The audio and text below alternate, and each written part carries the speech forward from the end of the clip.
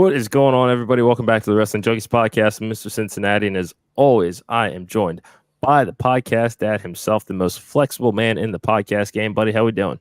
Flexi, get it right. Yes, welcome to the show, guys. I'm excited to have you guys here. Mr. Cincinnati, go through our plugs, and we'll get right into NXT No Mercy preview.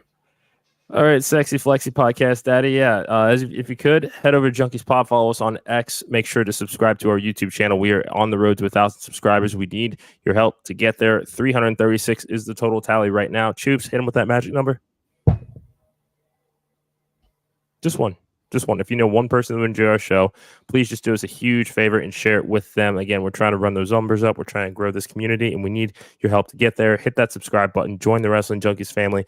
And while you're at it, join the Main Event Wrestling Network family. Make sure you're giving them a follow at mainevent_net for all the coolest and latest wrestling news, blogs, podcasts, memes. I mean, everybody likes memes, TikTok, short form content, you name it. We've got it, mainevent_net on all social media platforms. Don't forget, also check out our merch store. You are supporting not only us, but you're helping us to support independent wrestling at the same time. Buy a t-shirt, buy a tank, buy a hoodie, buy a beanie, not a hat, but it sounds like somebody else might be coming through in the clutch with that. Buy a mug as well. It's great this time of year. Coffee, tea, bourbon, you name it. It's a good bourbon sipper, if you ask me. Yesterday? Yeah, cocoa, yeah. I mean, it's 97 degrees outside, so not yet, but I drink hot coffee when it's 97 degrees outside, so I don't really see the difference. I go with the cold brew. I know. You're weird like that. Mm-hmm. It's fine. I like you anyway. And then, make sure you're supporting our WWE. You changed your name. What happened? What happened? You all right? Yeah, I'm good. And make sure to support us through our WWE shop affiliate link. That link is on our X bio as well. It doesn't cost you any extra money to help support the Wrestling Junkies, and you're getting to buy your WWE merch all at the same time. If there's one thing we should all be in life, it is efficient. Plus, new releases all the time. There's always something fresh to check out. And also, shout out to our friends at Gorilla Press Apparel. Make sure you're using promo code WJP2024 for 25% off site-wide. That new Unsigned and Don't Care t-shirt. Hell of a pre-sale that they did with that. Shout out to everybody that has been supporting us, especially the guys at Gorilla Press. If you're a wrestler, promoter, promotion, referee, manager, you're in the industry, you need some merch for those tables, hit up Gorilla Press Apparel at Gorilla Press APP on X. DM them for more information. Last but not least, we got two more, and then almost last but not least, Battle for Sale Creek. We are one of the sponsors of the SCI Tournament's annual show. Proceeds benefit Sale Creek Middle School. Incredible action with the likes of Aaron Wade, Mad Dog Conley, and others. Make sure that you check that out live on IWTV. And episode 2 of Coastal Countdown, as we preview Legends of Low Country, will be coming this Friday. Cannot wait for you guys to check out what we have in store. It's going to be a hell of a show. And who knows, maybe we'll get through tonight without Hakeem Young pissing us off. Probably not. Yeah. If we're lucky, that's fine. But I'm feeling lucky, though. Can't do anything to the Sexy Flexi podcast, Daddy. You said it. I didn't. No, you're right. You're right. I said it. I own it. You created this monster. Because nobody wants to see Shady no more. I messed up. Yep, I tried. Anyway. Yeah. No, it wasn't my finest moment. You ready to talk NXT? It was not. I appreciate you trying. Yeah. No, it's all good. It's all good. It's one of those days. But NXT, go home before No Mercy in the books. Pretty solid episode, as you pointed out before we went live. What? Dude, Rosemary. Are you kidding? Pretty solid episode. Rosemary's here. That was amazing. Well, here's the thing. I didn't know who she. I mean, I knew she was an Impact name, but I can't say that I'm familiar with her work to have gotten the reaction that you're. So awesome. Forgive me. No, she's done some fun stuff in NXT. She's done some fun stuff in TNA. Go check that out. But yeah, Rosemary debuting was pretty cool, especially the Wendy Chu tie-in there, where they're kind of those dark gimmicks now. Like that's pretty awesome, and it's cool. It's still cool to see TNA crossover. I think every once in a while when you see a TNA star show up, that's really cool. I still am thoroughly enjoying the crossover brand company stuff that we're doing. I mean, we have 2 NXT stars TNA stars. I'm distracting myself today on this PLE, and it still blows my mind that it took this long for anybody to do this, but this seems to be working out for both companies still. Yeah, I kind of had a similar thought as we were watching last night. I mean, just the continuity that we're seeing now, and this could have gone so many different ways. We've seen WWE try to partner with people before. I mean, it really hasn't been since the mid 90s that we've seen it, but anytime that we have seen it, there really hasn't been done much to highlight the smaller promotion that is attempting to get that rub. Triple H tried to do it when he was running NXT. If you remember, like them doing stuff with like Evolve and stuff like that, and he tried to do it, but I think somebody may have been holding him back a little bit from doing much bigger things. Yeah. But now that he's in control, I think it's like, hey, why the hell not? And I think we're seeing the fruits of that labor. Yeah, and I mean, especially the timing comes as we're hearing reports about the PC potentially moving to Las Vegas, just given the where UFC is headquartered and Endeavor, and being much closer to the West Coast where all the parent companies are headquartered. I mean, there could be that additional benefit to people that may not be able to relocate to Vegas or just don't want to. I think from a income tax selling point that there's a better benefit to staying in Orlando if you're a wrestler that lives there, as opposed to Vegas, where the cost of living is astronomical. I mean, they make enough money. Why not just have two? You have a West Coast location, now you have an East Coast location. Like, why not just open another one? Yeah, well, my argument for that would be, think about all of the things that they've done in the name of corporate synergy since TKO merged, and then it's like, okay, justify 2 performance center on each coast. I just don't see them trying to make that argument yet. You got an East Coast and a West Coast. I mean, you might, like you just said, people uprooting their lives to go move to Vegas. Like, what about people uprooting their lives to go move to Florida? Like, that might be a little bit easier for people to do. I don't know. We'll see. Corporate synergy, like you said, corporate world. Yeah, I'm in it, so I understand. Yeah. Anyway, what were we? Where were we going? We're talking about NXT. Yes. Yeah. No. So I knew that. I just didn't remember where we left off. Your favorite wrestler, JC Jane, is back with a new group, Toxic Attraction 2.0. Just kidding. Fatal Influence. But what do you think of this amalgamation of women that they put together? Finally, JC's got her own pack to lead. I wish they would have never broken up Toxic Attraction. That's how I feel. This group's fine. I mean, I don't know. It's fine. It's giving a spotlight to Fallon Henley. I mean, when she was with Briggs and Jensen, it was about them more so than her, and we are starting to see her come into her own, especially as a heel. I don't know. I like it. JC is much better in a group. We all know that. It was a weird fit for her to be in Chase U in the first place, and I think they waited a little too long for the true colors to show and to get to that story. But here we are, just kind of back to basics with something that we know that she knows how to do, and that's arguably where she had the most success. You changed your name back. I didn't like the black bar all the way across my face.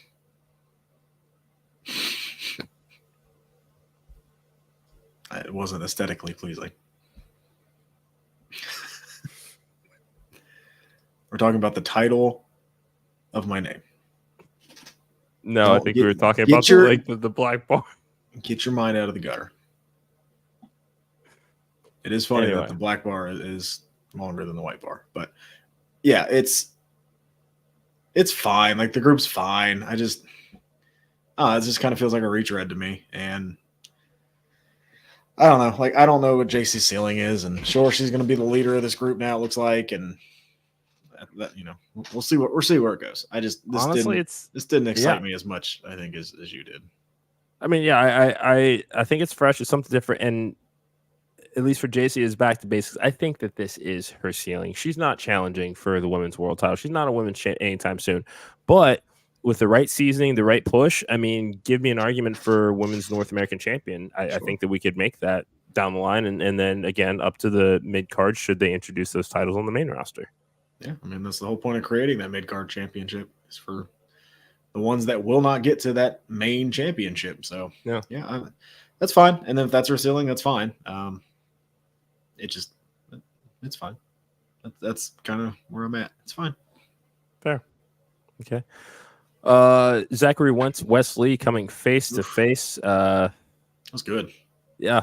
I mean, we knew that it would be. We knew that this was going to be something that that people really enjoyed. I didn't necessarily see a one-on-one program coming with these two as a result of this TNA crossover. But I'm glad that we're getting it because it is a very deeply personal story. They've done a great job of weaving in the elements of Zachary Wentz's time in NXT, including his dismissal and kind of leaving out some of the unsavory stuff and being able to craft a story out of it.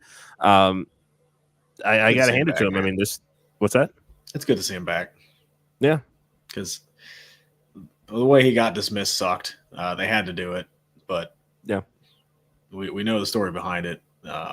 It sucked, but I'm glad they brought him back and he's able to have this program. I think this will be match 1.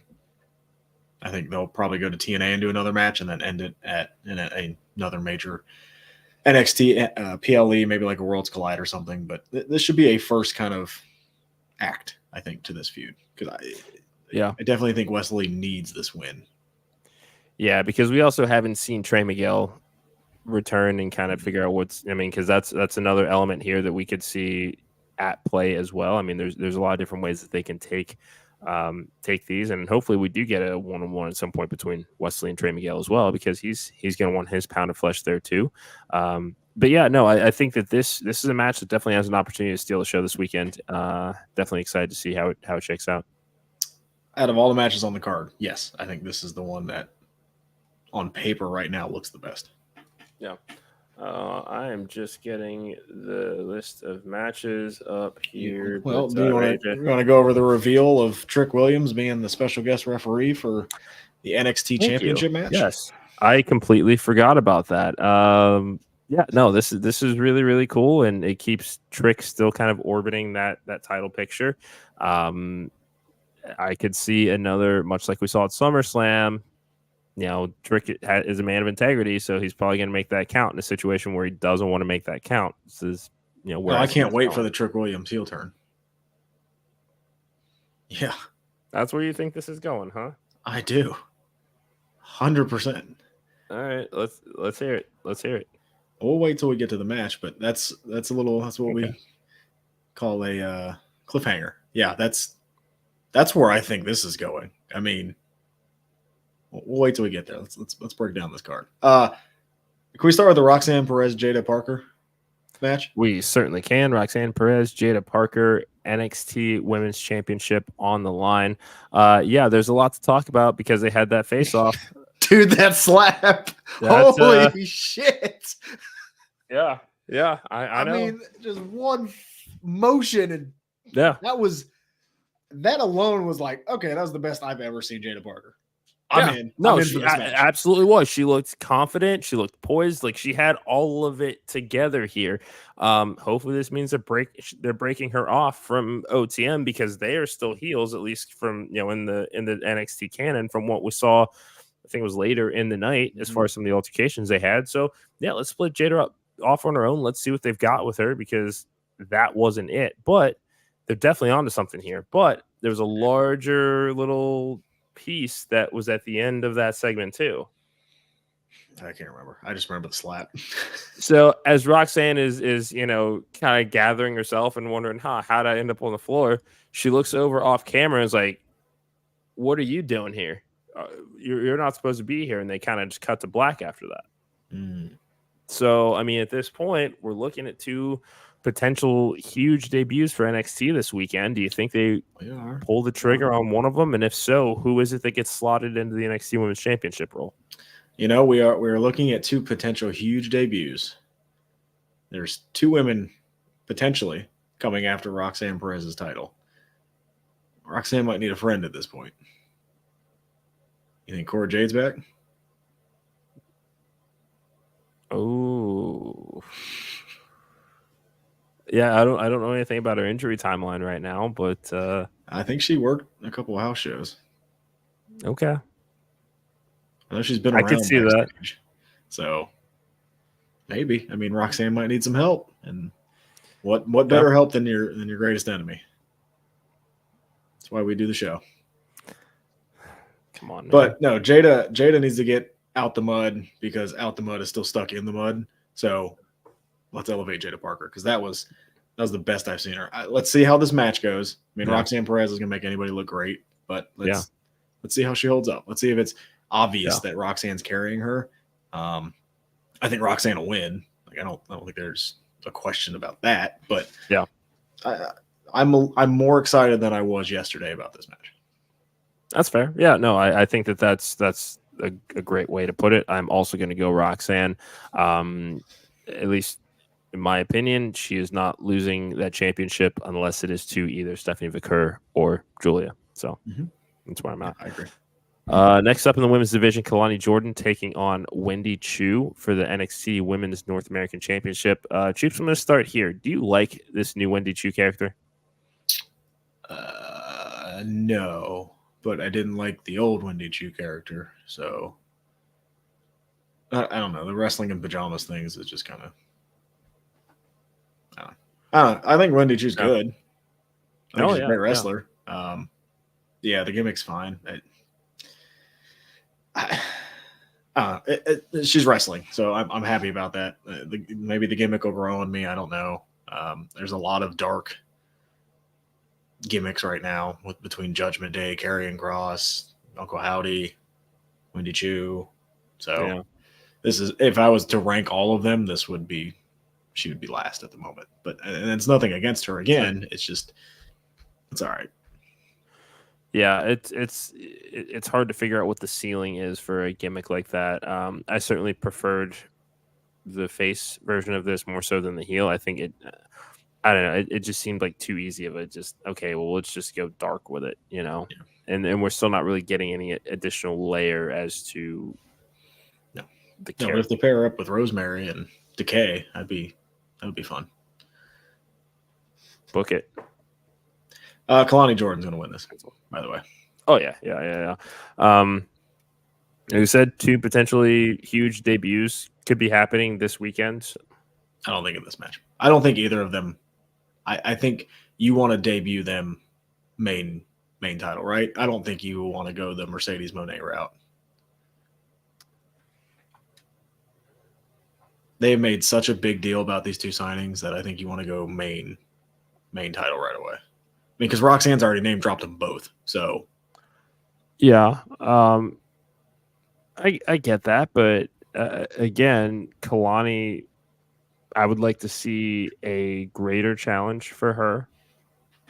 And I mean, these are 2 that could really push Kalani to the limits. I mean, it's. So do you think one of them shows up as a heel then? Because they would have to, right? If they're going to wrestle uber babyface Kalani Jordan.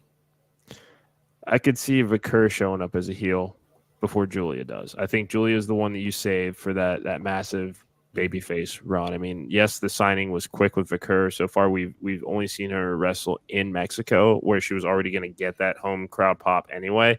But at least with her, I don't think it's safe to assume that that's what it would be. Like I said, if I had to pick, if I'm picking who's going to go with whom, and I've got these 2 debuts, I'm going Julia with Roxanne. I'm going Kalani with Vicker. Okay. Then if you think one of them is going to debut as a heel, then yes, I would say there's potential. I don't see either of them. I don't know. I don't know Vicker's character well enough to know. Fair. Next up, we've got Obafemi taking on Tony D'Angelo for the NXT North American Championship. They had a bit of a tete-a-tete last night in Tony's private room there. Dude, Obafemi's a star. Big fact. Yeah. I mean, everything this guy does is just amazing. I really hope he's in the Rumble because I want to see him live. It'd be nice. It would be nice. That dude's something else. This match, Tony D'Angelo's there. It's fine. Obafemi's going to win. it'll probably be a good match because, again, Obafemi, I haven't seen a bad Obafemi match yet. So no, it's a very efficient sample size. Yeah, and Tony can hold his own, so I'm sure it'll be fine. But I'm not as excited for this as I have been for previous defenses. Yeah, I love Obafemi, but I really don't care for the tweener shtick that they're doing with the D'Angelo family because it all kind of just depends on the program, and that's doing nothing to help establish kind of. Or am I supposed to fear them? Am I supposed to laugh with them? Like, I mean, we saw him, yucking it up with Charlie Dempsey a couple of weeks ago, and now we're trying to buy him as, the underboss again that is going to terrorize or attempt to terrorize Obafemi, but I ain't gonna happen. So yeah, again, just the weakest on paper so far for his title defenses. It kind of felt like, oh, we have nothing for Obafemi to do. Let's just break glass, Tony D'Angelo. Yeah. So this is one that I would probably put on as the opener and get it out of the way. So you say get it out of the way. I think it's gonna be a good match. Oh, you talking about North American? Yeah. Sorry, I thought you were moving on to the tag. Yeah, that's fine. You can open the show with this, and I would have no qualms. Yeah. But speaking of the tag titles, Chase U taking on Nathan Frazier and Axiom. Duke is still a little perturbed. I'm just what? No, go ahead. Go ahead. He's still a little perturbed. That's all I'm gonna say. I think that this Chase U gets the win here. This has to be the end of Frazier and Axiom, I think. We'll see. It should be. We'll see. Well, what do they do next? And maybe Nathan Frazier can be that heel I can go against Obafemi. That'd be a good match. Or Axiom. Yeah. Either one. That'd be a really good match. Maybe they could bump for him. Because they've both gone for the Heritage Cup, at least recently. Like, that's another avenue to take these guys as well. But I just don't understand the point of making a story about how they both have singles intentions and their minds being focused elsewhere. Then that doesn't carry through to this tag team title defense. I mean, they have to look uncoordinated, out of sync here, and maybe damn near a little sloppy, I think, in order to kind of tell this story. It concerns me, though. Name another tag team in that division. Enofe and Blade, Hank and Tank, Crucifino and Stax. If you really wanted to, you could go Wentz and Miguel again. The Good Brothers, No Quarter Catch Crew. It's not great. But you just said name one, and I named like. I love that you didn't say OTM either, even though we just talked about them. You literally didn't say that. We just talked about them. But yeah, no, I don't know. Like, the tag division is not deep, and I know you just rattled off a bunch of names. That's not a deep division. That's a bunch of okay tag teams. Like that's the only thing that concerns me about this is they have not elevated their tag team division very well. So breaking up a good tag team is a little scary, a little concerning, but hopefully, we're on the way back up for the tag team divisions. Hopefully. They're not going to NXT. They'll go where Papa H. Damwell sends them. They're going with Andrade. Yeah. All right. Yeah, I'd like to see it. Sure. Yeah. Wesley, Zachary Wentz. We've talked about this a little bit. I think this is going to be a good match. Like I said, I think this will be the first of three. I think this will be the first because I think eventually there's going to be some kind of stipulation, right, to one of these matches. Sure.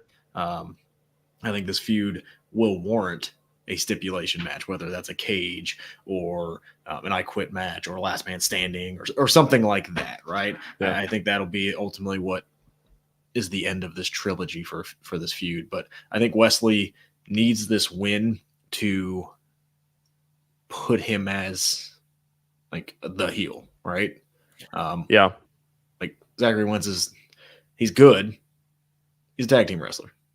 Wesley is the former North American champion. Like, Wesley should win this match. Yeah, and the conversation as probably the greatest North American champion of all time. It's the current one is doing very well. I know he is. And notice I said the words in the conversation. Yeah. You know, so no, Wesley, you know, especially now they've kind of put him out on his own, broke him away from the Rascals. He was kind of trying to figure out his place in this landscape of NXT. I mean, this could be a program, you know, much like we saw with Swerve and Hangman, that could elevate Wesley and really, you know, have you look at him as a contender for the NXT Championship. So, high hopes for this one, but ultimately I think Wesley gets the win. Yeah, I would agree. Well, it's main event time. Mm-hmm.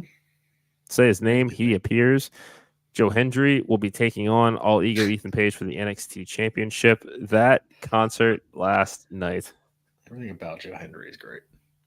It really is. Really is. Dude's a star, but he's not going to win.